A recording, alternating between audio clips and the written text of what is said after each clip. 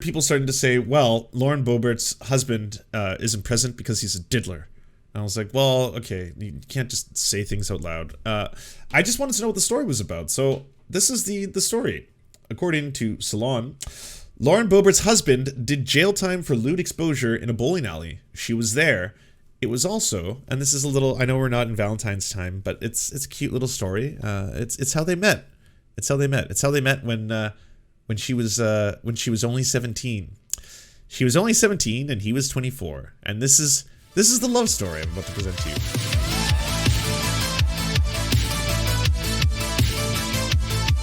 I want to talk a little bit about America, because America is having a time right now. I think at this moment, America is at 144 school shootings in 2021. So that's just in 2021. There's been 144 school shootings was the stats last time I looked at it, which was pretty fucking fucked up, to say the least. And then you see something like this. Now, this is obviously a response to the other politician who posted that really cringy photo with all the family members holding weapons, and you know the internet immediately turned them into dildos. So there's that. But anyways, Lauren wanted to one-up it and then be like, well, here's my Christmas photo. Look, it's like my 6 or 7 year olds and they're holding ARs and yeah, this is great. As an outsider looking in, I gotta say, what the fuck? I think America, what's going on here? Like, I'm not anti-gun. I'm sure everyone knows this. I am for responsible gun ownership. I'm for people taking, especially gun safety training, so they can learn a thing or two about what it means to actually utilize a firearm properly and responsibly. But hey, I'm a lefty. I am for guns. Dave, the other person who does the Serfs with me on the YouTube, is a gun owner and a gun licensed owner, and we have fired his firearms. Guns can be very, very fun. They are also uniquely weapons of destruction. I mean, they're just used to kill and murder things. They're not used as, you know, whatever people want to use them for, hammers and other stuff like that. But what I find exceptionally cringe is like the gun fetishization culture shit. Like, this stuff is just like nuclear levels of cringe, like all of it. And honestly, I don't get it. Why stop here? Like, I want to see like a baby with a Glock. I want to see, you know, the dogs and cats with turrets on their backs.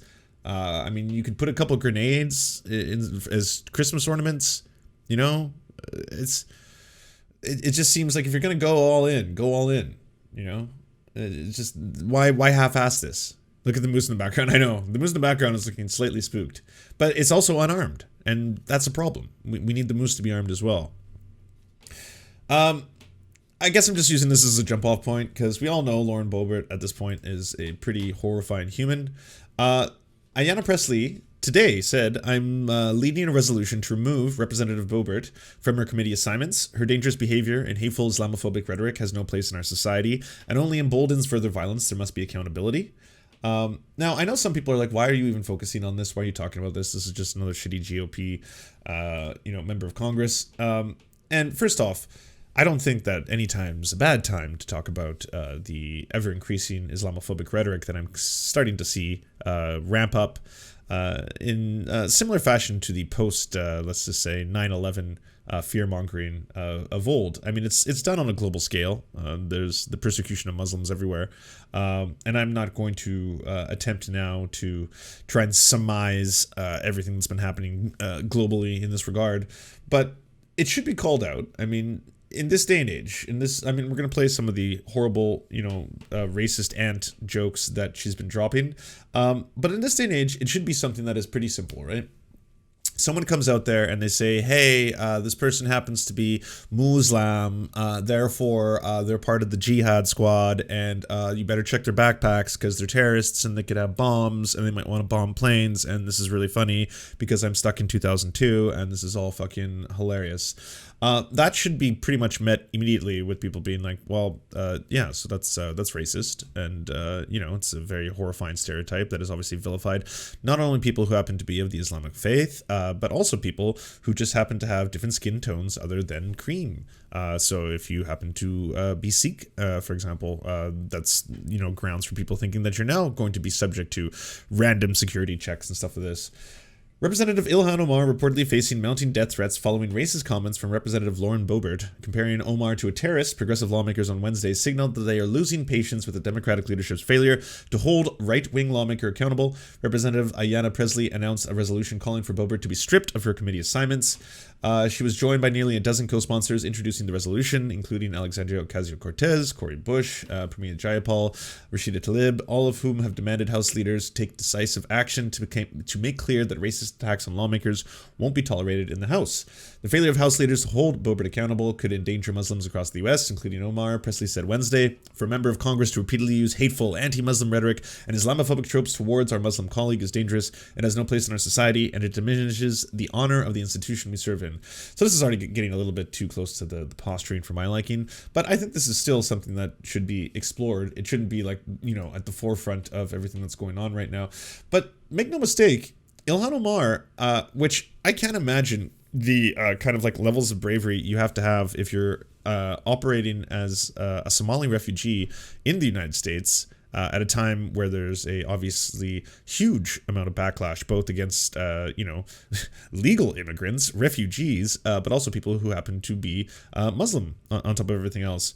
So the fact that she's now getting death threats, that's in addition to the death threats I'm pretty sure she already got.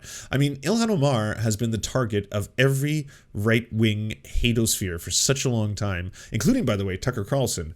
When I was watching Tucker Carlson, he frequently would speak about Ilhan Omar and invoke some very yikesy language and a lot of stuff that was almost close to the fucking the 14 words. I kid you not. I'll show you some of that later.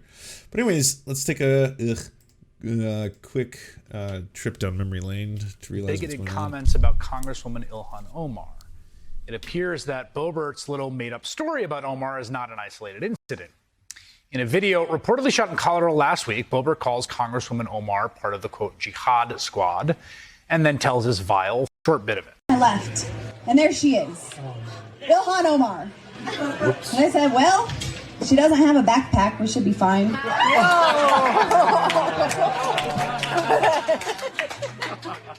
So you get it there, right? The suggestion is that one of my staffers on his first day with me got into an elevator in the Capitol. And in that elevator, we were joined by Ilhan Omar. Press the emergency button. Well, it was just us three in there, and I looked over and what's more striking about this than, again, like the drunken aunt at the Christmas party kind of style stuff is homie right behind her. You gotta check this dude out. Like, I don't know what he's doing. He must just either be fucking shit-faced or adores this routine. It's just like beside him, so like, whoa. Well, it was just us three in there, and I looked over and I said, well, look at there, it's the jihad squad. Like, he looks like he just won a battle in Street Fighter 2, and this is his, like, you know, ending screen where he's just like,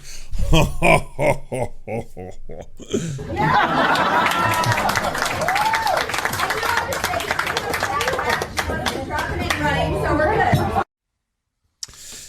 So anyways, she's basically been horrible in most regards, making with the old-timey racist jokes circa 2001, and you know, Ilhan Omar is getting death threats. Dangerous comments. Melanie Zanona is joining our conversation. Unfortunately, you have to cover this a lot in the sense that Kevin McCarthy, the leader, refuses to do anything or anything meaningful about extremism in the ranks. He urged Boebert to call Omar. He wanted to make this go. I'll just leave this here. Yeah, that's not a heartwarming photo. I'll say that much. Away. It is not. Right. We saw her true colors in the social media video she put out yesterday where she doubled down on her remarks. Clearly, she's not sorry. But you do see Kevin McCarthy try to put out these little fires behind the scene. He obviously urged a meeting between Ilhan Omar and Lauren Boebert. He's also had a call recently with Marjorie Taylor Greene. He's tried to urge these conservatives not to attack some of the fellow moderates in the party. But that strategy... This Trumpism, which I guess is just the new form of the GOP, right? Because the GOP has gone through a lot of different waves. It's got a whole bunch of different groups inside of it, the same way the Democratic Party does. There's obviously the rhinos, there's the old guard, there's the Tea Partiers, the Tea Baggers, and then, of course, there are the QAnoners, which is the newest cycle to come in there. And the QAnoners kind of overlap with the Trumpers as well. And, you know, a large swath of the Republicans who are basically going to be self-identified as people who are very loud, bombastic, don't care about your safe spaces, don't care about your cancel cultures, even though, I mean, I've never seen anyone try to cancel people more than the people who complain about cancel culture all fucking day. And yeah, that's basically going to be the new face of it. So Lauren Boebert, Marjorie Taylor Greene, they're not exactly going to be these two unique, let's just say, firebrands in the GOP. You're going to see more and more people either feeling safe enough to be able to speak this way and act this way, or just more people being elected who happen to show these good old Christian values. You know, John on TY mentioned but didn't show that they found an even earlier version of that skit. An even earlier version. Wow, she's been workshopping that terrible fucking garbage for a while. That's wild. And like the fact that they like haven't really done anything too severe in order to try and bring, I don't know, discipline or decorum to you know, the House for these kind of actions, despite the fact that like they are dangling reasons to do so in front of them. In the same way that Lauren Boebert's husband dangles his generals in front of minors. And what's that you say? Yes, that strange segue I just mentioned is a good way to bring about a completely unrelated but equally bizarre story that I didn't know until yesterday. But seeing how a lot of people said that Lauren Boebert's husband was not seen in this photo, like missing, a lot of people were like, well, how's this a Christmas family photo? Where's your husband? And then I was kind of like, well, that's fucking kind of weird. Just because, like, you know, why do we have to have this idea that the nuclear family has to always include a husband? I have no idea what their personal lives are. I have no idea what's going on there. Frankly, I don't really care. I don't care if she doesn't have a husband. I don't care if her husband cheats on her. I don't care if she cheats on her husband. That doesn't really relate to the fact that she is being a very shitty human and is a shitty politician and all that kind of stuff. I mean, you do you kind of shit. And also at the same time, they all often make fun of Ilhan Omar, and by they I mean everyone on the right wing, for complete and utter racist lies. I want to stress this, by the way. Anyone who is spreading this false rumor that Ilhan Omar married her brother is lying to you, because if you do a 2-second fact check on it, there is absolutely zero evidence that she in fact married her brother or did so in order to help him become an American citizen. It is just 100% weird ass racist right-wing lies. So do not buy into said lies, or even, like, you know, if you see people like Steven Crowder being like, well, you know, Ilhan Omar, she's into incest, funny, mug club, blackface. You can say right away, like, no, that's actually been disproven. I mean, we can look at it. The best they got, the absolute best they got, is that she has been married multiple times, which is true. But again, so have, like, if that's the bar for which we're going to set someone is no longer acceptable in society, then I'm sorry, the vast majority of all U.S. politicians are not going to meet that. There's an overwhelming amount of politicians who have been married multiple times upon multiple times upon multiple times. And so then I heard people starting to say, well, Lauren Boebert's husband isn't present because he's a diddler. And I was like, well, okay, you can't just say things out loud. I just wanted to know what the story was about. So this is the story. According to Salon, Lauren Boebert's husband did jail time for lewd exposure in a bowling alley. She was there. It was also, and this is a little, I know we're not in Valentine's time, but it's a cute little story. It's how they met. It's how they met. It's how they met when she was only 17. She was only 17 and he was 24. And this is the love story I'm about to present to you. Kravatron, thank you for subscribing to Prime Gaming. I appreciate it. So here we are. Jason Stephen Boebert, the husband of Representative Lauren Boebert, has complicated his wife's political career recently after reports that the right-wing congresswoman failed to disclose Jason's highly paid work in the national gas industry while she was serving on the Natural Resources Committee, which directly oversees the regulation of that business. Funny, it doesn't matter if it's Democrats or Republicans, everyone's got conflicts of interest when it comes to politics. It appears that might not be the only thing about Jason that Representative Boebert doesn't want the public to know.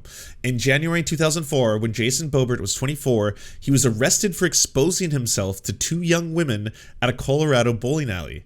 His future wife, Lauren Roberts, as she was then known, who was 17 at the time, was also present and was told she was no longer welcome at the bowling alley. This is the love story of how they met. Yeah, I kid you not. Jason Boebert pled guilty to public indecency and lewd exposure after the incident, according to the New York Post, and was sentenced to 4 days in jail with a subsequent 2 years on probation. This article doesn't say it, but he could actually be a part of the sex offender list for having done this as well. That's a really hard thing to get rid of. Salon has obtained a witness statement written at the time by Erica Ann Coombs, one of the 2 women involved. Oh no, that's Combs. One of the 2 women involved in the bowling alley incident, who still lives in Lauren Boebert's congressional district. Coombs wrote that after harassing a 3rd person identified as Nora, Jason Boebert told Coombs and another young woman identified as Trisha Wales or Whaley's, what are these names? That he had a tattoo on his penis. Trish and I were standing at the snack bar, and she came up and looked at my tattoo on my back, and she pulled down her sock and said, "Look, my is fading," she wrote. The word tattoo may have been omitted. Then Jason said, "I have a tattoo on my dick." Trish said, "Yeah, whatever," and turned away to ignore him, as you really should if someone starts talking about their penis in this regard. Combs continued. Then Jason came up behind us and pulled his penis out of his pants. His thumb was covering his head, and all I saw was the shaft. Trish and I turned away and went to tell Larry. That refers to Larry McCown, the owner of the Fireside Lane, Rifle, Colorado. Wait, the owner of the Fireside Lane in, Rifle, Colorado is the name of the place, who called the sheriff's department. When Garfield County Sheriff's deputies arrived, McCown told them that he repeatedly asked Jason Boebert to leave the bowling alley, but that Boebert had refused to leave and became belligerent. Boebert told deputies he had not exposed his penis, but had stuck his thumb through the fly of his plants as a prank, which was a lie, because his thumb does not have the same tattoo. Unfortunately, he created the evidence that would be later used against him. When he said publicly that he had a tattoo on his penis and then exposed his penis to underage girls, he then didn't realize that if he was going to use the alibi that it was in fact his finger would not have the same tattoo, and therefore the whole thing would fall apart. I knew it wasn't a thumb because thumbs aren't 6 inches long, but Lauren Roberts told deputies she had not seen Jason Boebert expose himself. Not long after that incident, Jason Boebert found himself in trouble with the law again after a domestic violence incident, which has already been widely publicized, involving Lauren Roberts, his then girlfriend and future wife. In January 2004, Jason Boebert was arrested and charged with harassing and physically assaulting Lauren. Fuck, that's sad. And was convicted on those charges in November. He did unlawfully strike, shove, or kick and subjected her to physical contact. Garfield County Court spokesman told the New York Post. Lauren Roberts had her first child later that year. It is unclear if she was pregnant at the time of the assault. In March, Boebert voted against the Violence Against Women Act, saying she was opposed to the bill because it would secure abortion rights, and then tweeting, "This expired amendment should be thrown out like rotten milk." Jason and Laura Boebert were married in June of 2007. After Jason had concluded his probation for the lewd exposure conviction, Lauren Boebert said that she and her husband have similar views on the role of governments in citizens' lives because they both grew up on the welfare system. Interesting. In 2021, Lauren Boebert was sworn in as the 117th Congress. Jason Boebert stood shoulder to shoulder with House Minority Leader Kevin McCarthy. Representative Boebert's most recent financial disclosure form suggests that Jason stands to earn $800,000 this year as a gas drilling consultant for the firm Terra Energy. Those facts and apparent conflict of interest they represent were not mentioned in Boebert's earlier disclosures. Jason Boebert did not return Salon's request for comment. So somehow it keeps getting worse, but yeah, that's the true story, I guess, of the Boeberts. We shouldn't go after Jason Boebert's criminal past as cheap. Instead, let's talk about her rap sheet. This is like a list of things that she's been arrested for.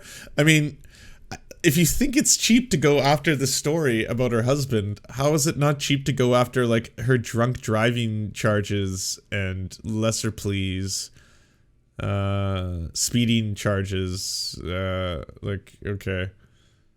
To me, it's way more fucked up, and ultimately that's what the salon story kind of went to the bottom of, that she, again, has this massive conflict of interest with her husband, and in that conflict of interest with her husband, he's effectively getting hundreds of thousands of dollars in an industry of which she's supposed to be overseeing and regulating, so that should explain a little bit more, you know? I was just making a joke to introduce the PDF. Okay, I understand. DUIs are actually very expensive, Lance. Are you talking about battling them in court, or just the cost to society? Got it. Any politician who got a DUI means they are wealthy and successful, so let's vote them in. That'd be a funny way to set all this stuff up as like a barometer. This will come down to who can deliver the lower propensity and mid propensity voters.